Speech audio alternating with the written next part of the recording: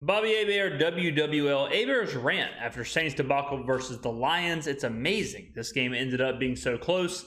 Let's listen and review as only I can do. Only lost 33-28. No, we still had some fight in us, but you can't fall behind 21-0 and you're playing at home.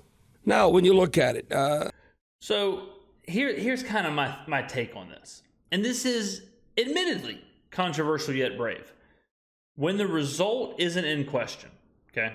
We knew we were going to lose. We expected to lose. We're down 21-0. At that point, the result, the score, all of that doesn't matter. It doesn't matter that the game ended up being close. It doesn't matter that we lost by 5 or we lost by 10. None of that really is a concern. What is a concern is how does the team react? How does the team handle not only being completely embarrassed at home, completely embarrassed down 21-0 in the first 6 minutes, but also getting booed by their own crowd, also being booed at home, okay? How do they handle a month of bad performances? Teams can quit, players can quit, teams can get frustrated, players can quit on each other. A lot can happen. And what we saw with the Saints was some fight. What we saw from the Saints was they said, you know what? This is as bad as it can get. Our fans hate us. They're booing us at home. They could have got pissed off. They could have said, screw the fans. They could have said, you know what? I'm taking a deal somewhere else. They could have said, I want to trade. They could have said, the black and gold's not for me. They could have said, who dat? Forget that, right? They could have said all kind of stuff. Packed their bags and gone home. But they didn't. I'm telling you firsthand experience, ladies and gentlemen. I was there in my seats. Alvin Kamara was running as hard as I've ever seen him run. Taysom Hill was running as hard as I've ever seen him run. And I will give Derek Carr this. Do I think Derek Carr is good? No. Do I think Derek Carr is the franchise quarterback? No. Do I think he'll deliver us a Super Bowl? No. Do I think he's the second coming of Drew Brees? No. But I will give him this. He got up off that turf. He took the boos. He got the little pat on the back from Jameis, and he got out there and he fought. You got to give him that credit. I know the EPA, and I know the rankings, and I know the data, and I know the stats, and sometimes you got to throw all that out, and you got to just look at the human element. Okay, so it's the game inside the game. I put this in a comment on yesterday's video. The Saints weren't playing the Detroit Lions. I'll tell you that. The Saints were playing the fans. And the Saints were playing what's happened to them this entire season. The Detroit Lions were secondary. The Lions were there. The Lions won the game, but they were secondary. The biggest opponent for the Saints during that game was the fans and everything that's happened to them this season. You could tell. I'm telling y'all, it was one of the most insane experiences I've ever seen. And you're going to have to trust me. The Detroit Lions are the last thing we should be talking about. That's why I'm telling y'all, I don't really care about the score. I don't really care about the result. It's everything else that happened in there. That's where we're going to focus. Why focus on the result and the score? The result doesn't matter. Of course, winning a game is good, but this is one of the best teams in the NFC. We're trying to figure ourselves out. We're trying to get through. We're trying to win 5 games, okay? So don't get bogged down in we lost by 5. We could have won if we wouldn't have had a fumble. We couldn't have, this penalty here, that penalty there. Don't focus on that. Focus on the philosophy of this team, the personality of this team, the identity of this team, the culture of this team. Focus on that real quick. Deuce is right, and this is like basic one-on-one football. You can't fall behind 21-0. Yeah.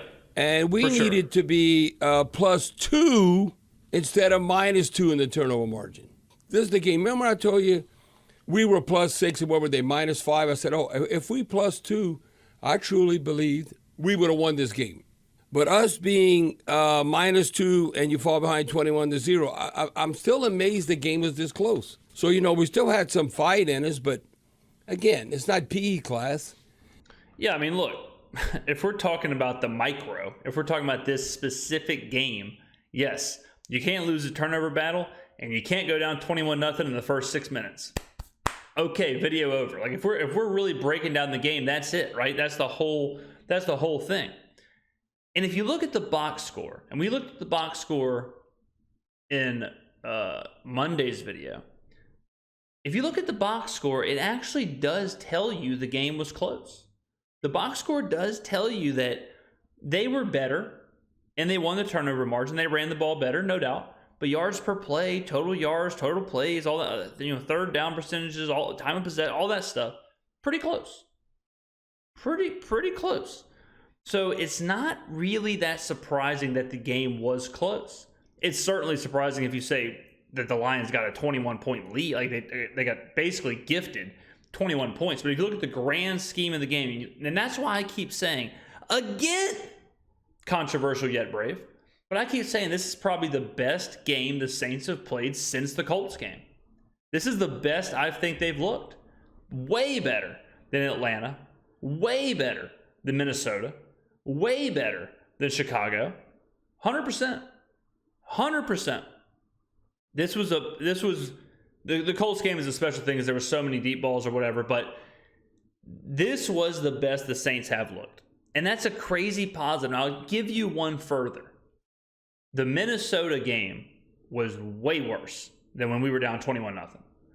The first half in Minnesota might be the worst performance the Saints have had all season long. 100%. That's how bad Minnesota was. That when it was 21-7 in the first quarter, it was like, okay, we're kind of doing some things. In Minnesota, there was none of that. It's not you just going out there and competing and show, because you should fight back. You're a pro. Now, the way the game started, well, you could see that Detroit, that they were going to run the ball. Now, when all said and done, I thought they might have 40 rushing attempts. They had 30 rushing attempts for 142 yards, 4.7-yard average. Both their backs, their stud backs, Gibbs and Montgomery, they were averaging like 5 yards a carry. Well, Gibbs had 7.5. Now, Montgomery was only 3.1. But I thought they'd end up having more rushing attempts. Now, we had 36 attempts, but we only averaged 3.1 yards a carry. That's what That was kind of crazy. I'm really surprised the Saints ran the ball so much. And a lot of it is the Taysom bulk, the fact that he got 13 carries. But here's my deal with that. I'm totally okay with Taysom getting a ton of carries. I have a video on this channel saying that he might – there's an argument to be made that he should be the starting running back. Okay, so I'm all about Taysom getting carries. What I don't like is when Taysom's getting 13 carries and Kamara's getting 14 carries. So we have 27 carries between those two. Cool. If that's the case, don't run Jamal Williams 5 times. Don't run Lynn Bowden twice. Don't have Derek Carr running around. All of a sudden, that's 9 wasted plays. So I was a little bit befuddled that we were down so much, and yet we were running the ball basically 40 times. That part was surprising. That's the flip. And it's not flipped throughout the season where we need to be averaging 4.7 and only giving up 3.1. But that was not the case. Look, to start the game, look, you want the fans to cheer. They went 7 plays, 80 yards. We were losing 7-0. They threw 1 pass on that drive. And they were running the ball. They were averaging 9 yards a carry. It was even like a 3rd and 7 scenario situation, and they ran the ball. Yeah. How many times this day and age it's like, oh, you want them in 3rd and 7, and they're going to run? So well, you do that. So in today's day and age, you do that if you plan on going for it on 4th down. So you run it on 3rd. If you think you're running for a good clip, if you think you're running for 6 yards-ish, 5-6 yards, 3rd and 7, you figure, okay, we'll run. If we pick it up, cool. If we don't, we're going for it on 4th and 2, 4th and 3. So that anytime you see a team do that, they're more than likely going to go for it. Then I think we got outfoxed then as far as game plan and all that, and then we get the ball, and then Carr to Juwan Johnson. What's up with him? I mean, didn't we pay? Yeah, Juwan was not good on the interception. A.T. Perry was wide open. We were screaming it from the stands.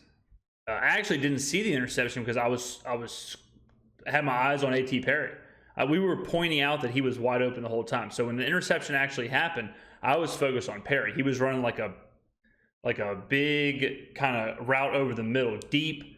He was wide open on the left sidelines. Him and Juwan, I mean, he has not played like a tight end that we can rely upon. I mean, it went through his hands. They got an interception. And before you know it, now we lose. And we -1, and we're losing 14-0. Yep. And then we go 3 and out, and Not then golf to Laporta. Okay, when are we going to cover the damn tight end? That Laporta guy, Iowa got some. But you look at Kittles with the 49ers. Look at all the Iowa tight ends around the NFL. That's something I think is funny is that throughout this season we've seen we've heard the Saints say, "Oh, well, we can't cover mobile quarterbacks," and now it's, "Oh, well, we can't cover the tight end," and then it's, "Oh, well, we can't stop the run," and then it's, "Oh, well, we really can't get sacks." And it's like, man, you're just kind of defining a terrible defense. Like you're kind of describing a horrendous defense that can't stop the run, can't cover tight ends, can't cover mobile quarterbacks. What are we doing good? You know what I mean? I feel like that's kind of been the Saints season where you'll hear that kind of commentary, and then all of a sudden you're like, well, we can't punt very well. Field goal kickers kind of whatever. Not pushing the ball downfield. Can't run whatsoever. No playmakers. It's like, man, this is not sounding good. Like when you really look at the bones of the team and you lay it out like that, like it's hard to find what we do well. And that's that identity I keep talking about. We don't have an identity offensively. We now don't have an identity defensively. Honestly, the only identity we have currently is we lose close games and we immediately give up a ton of points in the first half. That is currently the identity of the Saints. I think that's a good university to develop tight ends. He had 9 targets, 9 catches, 140 yards, almost 16-yard average per reception. And he had 1 touchdown. Well, we can't guard tight ends. So now we're down 21-0. And Not then it was 4 minutes, Steve, I was sitting by 4 minutes left in the first quarter. And that's why it's amazing how we fought back. But, you don't get any points for effort. You got to win. They had 100. Okay, so this is, and you'll hear this kind of philosophy all through the video, but I do think, and y'all know this if you've been watching the channel, wins and losses are not created equally. Like every loss is not the same, every win is not the same. It can't be, like it can't just be 1-0. Like you either win or you don't. It can't be that easy. It can't be that simple. You have to look at what happened in the game, the flow of the game, the script of the game, all that stuff. So it cannot be like Hebert just said, you can't say, oh, well, you don't win with effort. All that matters is a win. That's not totally true. That's not. I'll give you an example. This game right here. Let's say the players quit. Let's say they visibly were quitting. Let's say they were visibly upset with the boos. Let's say they were completely shut out. Let's say they were just, F the crowd, whatever, we're not doing this. And let's say they lay down and it's 40 and we lose 42-7. That is different than what we saw, right? Like that's not a hard concept. It's not different in the standings. If you look at it that like much of a magnifying glass on the result, but those two games are totally separate. Those two games you can take so much away from both instances. So I keep harping on this, but every win isn't the same, every loss isn't the same, and they shouldn't look like, you shouldn't look at it like that. Like the Bengals-Jaguars game last night. Jaguars lost, Bengals won, okay? The Bengals win is not the same as the Lions win, which isn't the same as the Rams win, which isn't the same. I can keep going and keep going and keep going. They're all in their own little vacuums. 32 yards to our 0. And they had 8 first downs to our 0. And then if you look at like passing yards in the first quarter, we had like -4. Yeah, we had -10 so at one point. I'm still amazed that we're able to come back considering the circumstance that we're in. Okay, now looking at how it broke down, on third down, this is excellent. If we do this every game, we might win 5 in a row. Hey, man, what are you talking about? I've been saying look that. how sorry Bobby, our schedule is. Bobby, you might say, well, the Saints are that. sorry. Still, true. It's who beats who. Look at the score today with the Jets and the Falcons. What was that? 13-8. I still think it's going to come down to the last game of the season. The Falcons coming to the... I think the biggest game right now on the Saints schedule is away against the Rams. The Rams are playing pretty good football right now. It's a tough road game. It's not the time you can slip up. Like it's not the time that you want to slip up in a game. That game right there has me worried for sure. Caesars Superdome, and whoever wins go in the NFC South. So you got Carolina Giants, the Rams, Tampa Bay, and the Falcons. Now, you might say, well, we lost 3 games in a row. Why are you saying we're not going to lose 4? I don't know, because you can go on streak. We lost 3, you might win 4 or 5. I'm just telling you, it's not like we're playing even a team better than the Lions. Let's say like the Eagles or the 49ers or, God forbid, the Cowgirls or the Chiefs, whoever you think, like explosive Dolphins type teams. So that's why the glass is still half full. Hebert, you better stay off that glass. Half full. But you know why the glass is still half full? We were 100% in the red zone. Woohoo! Now, if you look at the underlying metrics, which we did, the underlying metrics aren't bad. And I think that's what Hebert is about to get to. So I keep saying this, but it's such a complex game. It's such a complex game to watch and such a complex game to break down because of just how bad everything was. But then you look at it and you're like, well, damn, that is actually the best game we've played in a while. So on one hand, it's like, how can I possibly take positives away from a game that we were down 21-0 at home in the first 5 minutes? But this is just a really unique situation. Well, we were 4 for 4, not 0 for 4. Or not 2 for 4, which you want to be 50% or more. We were 4 for 4 in red zone and goal to goal. Very so good. Look at that as the glass half full. Third down, we were 6 at 12, 50%.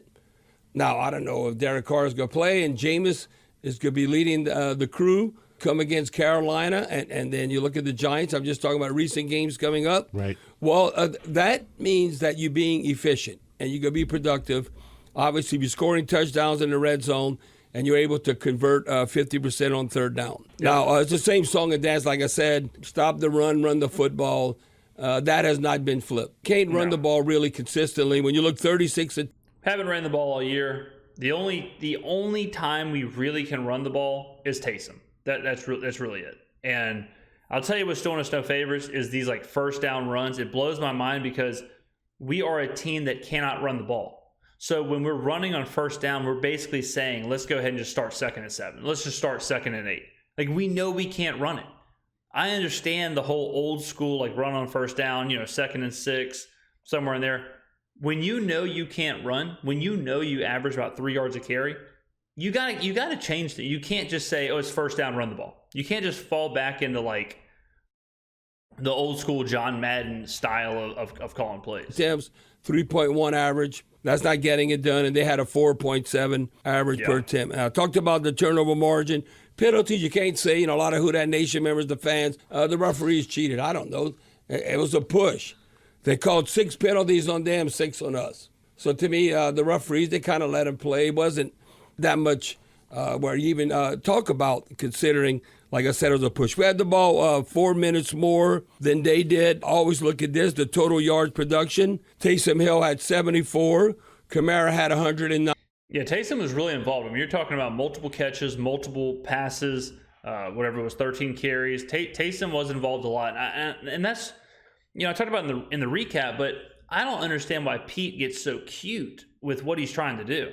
Rotating so many people out and getting so many people involved. And it seems like at the beginning of the game, he gets like this thing in his head where he's like, I'm going to try all this crazy stuff here.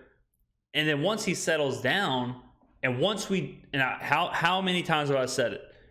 The first thing we should do, the first box we should check off is get the playmakers involved. Is Taysom involved? Is Kamara involved in the running game and the receiving game? Is Olave getting targets? We're checking those off. Okay, now let's sprinkle in the other people. You don't sprinkle in other people just to do it. You don't say like we have to get A.T. Perry his looks. We have to get Lynn Bowden his sweeps. If the game isn't calling for it, keep feeding Olave. Keep feeding Kamara. Keep feeding Taysom. If those 3 are working, use them. No one's going to discredit you. How many times do we see the Chiefs get discredited because Travis Kelce has 14 catches for 147 yards and 3 touchdowns? How many times do we see the Rams get discredited during their Super Bowl run when Cooper Kupp had 14 catches for 180 yards? If you have something that works, keep doing it. I don't need to see Foster Moreau snaps, Jawan Johnson snaps, Jimmy Graham snaps. I don't need to see like all this stuff. We don't need to use every single person in New Orleans. I think I was about to get a snap if I was close enough to the field. We don't have to see everyone. We understand they're on the roster. Use your playmakers. Focus on your playmakers. Get your playmakers involved first. then wrinkle out from there. 9. So I'll look at that. That's winning football. If we can get that kind of production, and I always want Alvin to be about 120 to 130. Yeah. But 109, that's okay considering how Taysom Hill is helping the cause with 74 yards. Now, Chris Olave, 8 targets, 5 receptions, 119 yards, 24-yard average. Now, with Chris Olave, then, it's just timing, being on the right page. He's wide open. I don't know if Jameis thought he'd be more on the inside and how it's a little inaccurate, but it still hit. Yeah, we talked about that. We talked about that in the stands. I think what happened was Jameis was expecting Olave to keep coming across because Olave was open. And then since it was zone, Olave just sat down. No harm, no foul. But I think that was the miscommunication there and why Jameis's throw was so errant. I think Jameis thought he's going to keep going. Chris Olave in the hands. I don't know, make a great catch. Now, on the 4th down, Jameis was off on that one. We had a chance to take the lead. Now, when you think about that, it's the whole woulda, coulda, shoulda, but not. It did not occur. And look at Jimmy Graham. I don't know what he's been targeted 3 times, and his 2 catches went for touchdowns. So I think going forward, he should be more involved, obviously, in the passing game. Now, Jared Goff had a quarterback rating right on the 118. Nothing to write home about, but... Goff was pedestrian. Goff was... He made the big throws, like the big conversions, ice the game, things like that. He found those throws. But Goff was relatively pedestrian. And, of course, he's going to be pedestrian whenever you're up 21-0. He's not going to start slinging it. The Lions... there's a big misconception with the Lions. Everyone thinks that the Lions are this super explosive offense. They think Jared Goff is this West Coast air raid kind of slinging around kind of guy. That's not who the Lions are. That's not who Jared Goff has ever been. The Lions are a physical upfront team who wants to run the ball, and then they want to let Jared Goff throw off play action. That's it. They're like the most old school offense team there is. I don't know why. I don't know how people believe the Lions are just going to light it up. They're not the Dolphins. They are a physical run first, dominate the line of scrimmage, and then let Goff make one read off play action. But did it seem like that we harassed Jared Goff? We got a sack today. I was impressed by finally. A sack. So now we got 19. What? It's not 19 after 5 games. No. We got to be high 40s or low 50s. And I talked about that. No. And end up getting the sack, and I got to give him a game ball. Steve, I don't know, diamond in the rough. We're going to get to that. But let me tell you, these 2 players who I really thought stepped up. Nephi Sewell, he was tied for the lead in tackles with 80. The sack thing is a problem. And kind of what I was talking about earlier, Saints have these awful areas where they're just really struggling, whether it's running the ball or defending the run or pressuring the quarterback. And, it's up to Loomis. We're going to have to start addressing some of this stuff. I mean, you can't be a team that doesn't pressure the quarterback, doesn't stop the run, doesn't run the ball. We can't be that. So with our roster building, we have to address those issues. We have to be able to pressure the quarterback. We have to be able to run the ball. We have to be able to stop the run. Even if we don't do it at a top 5 elite level, we have to be able to do it. We have not shown anything in the last couple of weeks that we can stop the run or anything in the last couple of weeks that we can rush the quarterback. 2 tackles for loss, and Zach Bond. He had a sack. He had a quarterback hurry and a tackle for loss. First career sack. Zach Bond, congratulations. So putting him into position to have success, because, when you're going to have guys injured, you have to have guys step up and make plays. But listen, I kind of checked out, to tell you the truth, after the first quarter. Oh, it was rough. And I said, I was looking at you. I go, even if we come back, we're not going to win. It's funny because everyone was kind of the same way. Everyone kind of checked out. It was wild because it was 5 minutes into the first quarter, and everyone's looking around like, what the hell just happened? We're down 21-0. And yet everyone kind of checked out. We were just joking around. People, me in the area, we were just talking about other stuff. We were talking about other games. We were talking about just, next season and this and this and whatever. And then all of a sudden, there's a game happening behind you, and then you see, oh wow, we're scoring. Oh wow, we got to stop. Oh, we scored again. It was that made it weird too. It's Hebert's job. He's there. his job is to watch the game, and he's checked out. It was a wild time. So close, but so far. No, what it is like, oh, we fought hard. Well, Dennis Allen says we fought hard. Well, hell yeah, you should fight hard. You're a pro. You're getting paid millions of dollars. But that's not how it always works. I mean, we know that. We know that motivation and playing hard and all that stuff, we know that not everyone does that, in any sport. I mean, how many times do we see think about any sport, how many times do we see a player not giving their all or not hustling or not, playing the play out or whatever? I mean, it's not a given that because these guys are professional athletes getting paid millions of dollars, it is not a given that they're going to play hard. So especially when your back's up against the wall and you're facing the adversity that the Saints are facing on Sunday. Just going to quit? You want to be in the real world? Hello? Come on. You should fight back. But you cannot, again, that's the bottom line. You can't fall down 21-0 against a winning team like the Lions. And it's not like, Carolina, whoever you look in the future. Or the Bears. Oh, yeah, exactly. But I don't know. We snake bit. Like you said, coulda, woulda, shoulda. And then Derek Carr, he gets shellacked. And he gets hit too hard and not only has like one injury, he has three. I don't know, my head. Yeah, I mean, Carr got obliterated. I mean, you're talking concussion, back, ribs, shoulder. I mean, he might as well just got hit by a car. If he would have got hit by a car, it probably would have had, no pun intended. Puns always intended. If he would have got hit by a car, I think it would have done less damage than that sack did. Head. Or the hit did. My back, my shoulder.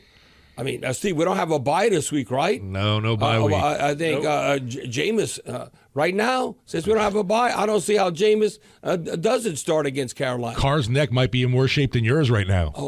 Steve, don't remind me of my neck. I got so much whiplash. I think it'd be, I don't think it would be awful if Jameis played. If Carr's that hurt, we have a Carolina and the Giants, like this is the time where it would be okay for Jameis to play. The only reason I could see Carr not playing, if you're Dennis Allen and you're the front office, is if you're saying like, we don't want to cause any more controversy. If Carr can play, let's let him play. We don't want to give the idea that we're benching him. We don't want to give the idea that we're, there's a competition. Like, if you don't want to do that, I can understand starting Carr.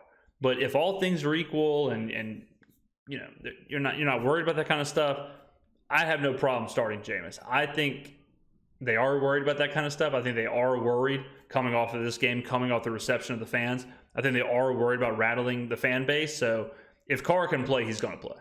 If his concussion protocol is passed, if his shoulder is working, if his back is aligned, and if his ribs are attached, I think he'll play. But it would be interesting to see Jameis get the start, I think. Old school. So, but anyway, that just frustrates me because the schedule is so favorable. Yeah. But we're not favorable as far as representing the Houdat Nation. So are we sniffing 500? No. Are we below 500? Now, we will be in 2 games.